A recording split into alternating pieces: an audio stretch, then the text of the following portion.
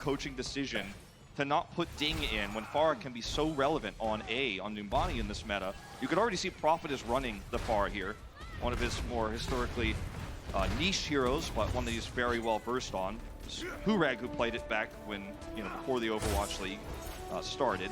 Prophet was a Tracer player, but things have changed a lot since then, haven't they? Shanghai Dragons here going to keep DM in, but we'll be playing. You have to imagine swapping over to the McCree here once he sees this far. Now, they obviously couldn't scout it with the Sonic Arrow yet. Yep, there it is. There it is. So let's see if he can get more value here. This is obviously a better matchup, more favorable matchup versus the Pharah than it would be versus the Reaper so far, what we've seen. I think it's going to be great on the attack here. We'll see how it pans out on the defense when we get there. Still can be risky to get that McCree into position. Fairly low mobility, and you're going to have those protected barriers coming out from Gesture. Constantly block you, but oh man, a buyout nade hits 3. And that will just be the cleanup as Birdring finds 2 final blows. You can't take the left side approach on the outside, like the lip, sort of approach on the edge there, because you're going to be under threat of Pharah getting concussive blasts off. You're also going to be putting yourself into a really nasty situation with halts. But if you go to this choke, you're going to be firing into 2 barriers, right? This is the barrier spam everyone's talking about. You're going to have the Orisa barrier, the experimental barrier, and the AoE damage from Prophets, Pharah, Gestures, Sigma, not to mention the Bionades. Like, this is a death trap that Shanghai's walking into, hoping that DM can get into position. It's a very tough ask what they're looking for here. I mean, look at the AoE damage in here. Yep. We'll be able to halt 1 off that high ground at least. So Gesture going to be pulled back. Prophet, however, still sitting pretty up top, and Birdring taken down. DM finds the first opening. Rez, however, does come through. Look at the angle. Yeah, manages to get that Doom Fist, and Prophet in the back takes down Envy. And just like that, the tank line has been broken. Rez out from coma. Has managed to find that, but Prophet with a barrage does come up with 2 off screen. And that'll be the cleanup again as Gamsu goes sliding down off the side. There's a lot of different ways that Shanghai could approach this. For example, they could try to put DM on the edge. We're going to watch this barrage again. They could try to put DM on the edge while they push forward with Youngjin's Mei. Oh, the deep flank from the far. Yeah, really deep. They could try to flank around and set up, an angle where DM comes from behind and everyone else goes through this stairwell. But if you do that and you get caught, you just die as DM on the McCree. So you kind of have to force this frontal assault here where you're reliant on your own barriers. I have questions about this. Serious questions. Look at the hole! Yeah, looking for the punch. Gets the hit in. Envy going to be taken lower and lower. Bionade helps secure the kill.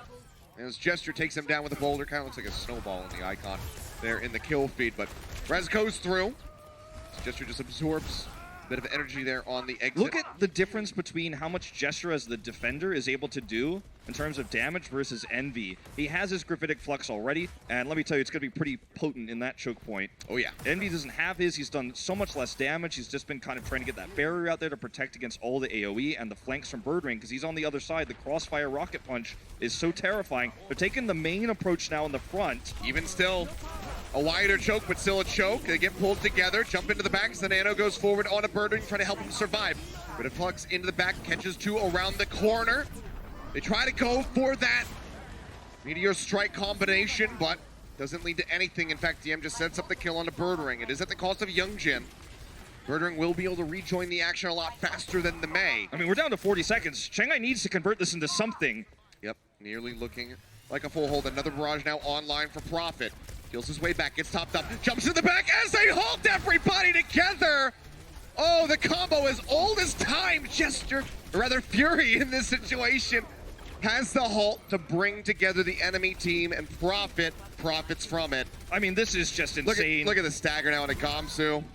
Like, we already know you have a supercharger. Hit us all you want. We're not feeding you alt charge. We're just gonna kill you when there's 10 seconds left. It's time for a miracle, Shanghai. Yeah. Or you're going down 0-2. Can somebody even tag? They're still running their way through. They don't have that much mobility. They can't make it. Nope.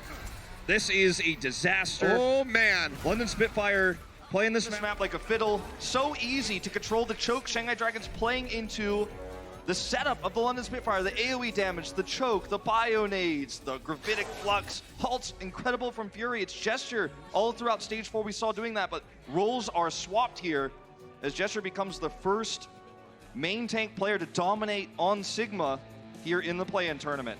Crazy start for the London Spitfire at full hold. Now they move to the attack. Just need to take a single tick on point A to move up 2-0. Coca-Cola is the official refreshment of the Overwatch League.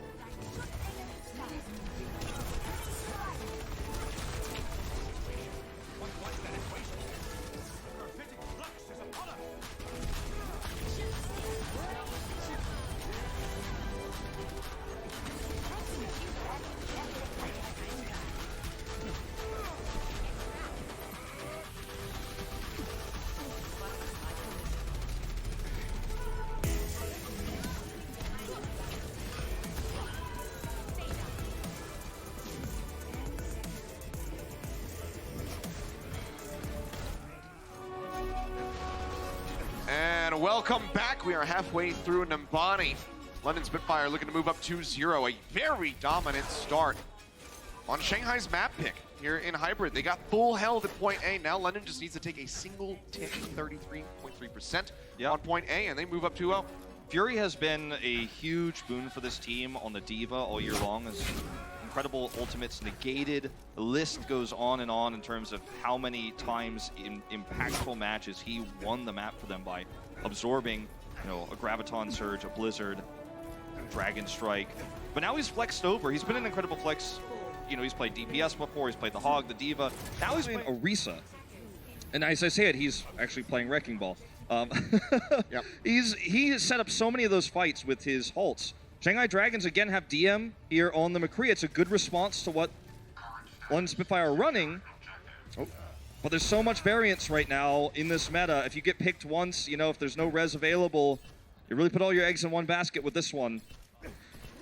That Rocket's just coming down here into the back. People smartly playing away from that ledge. Know that a concussive blast can come through from Prophet and knock them off the side of the map. And if that happens, the round is pretty much over. Going to be trying to lob that boulder into the back to take one of these two birds out of the sky. That is unable to find the hit so far. Pulled off the high ground now is DM. Prophet trying to displace more members. It's a little bit of damage here on to that enemy McCree, but Gesture already finds the first pick as enemy gets taken down. He himself will fall a little bit low, but Kamsu trying to duck and dodge behind that barrier. There's the McCree kill they've been looking for, finally. Yeah, they finally do get it, but is that going to be enough to stop this push? Looks like maybe not. Fury finds the kill now on the DM. Gesture still just lobbing in these shots. Boulder not going to connect, but now Kamsu eliminated. Coma, bionated, unable to get that passive healing through onto the Mercy, and they just can't even tag in. Man, what a one-sided affair here. London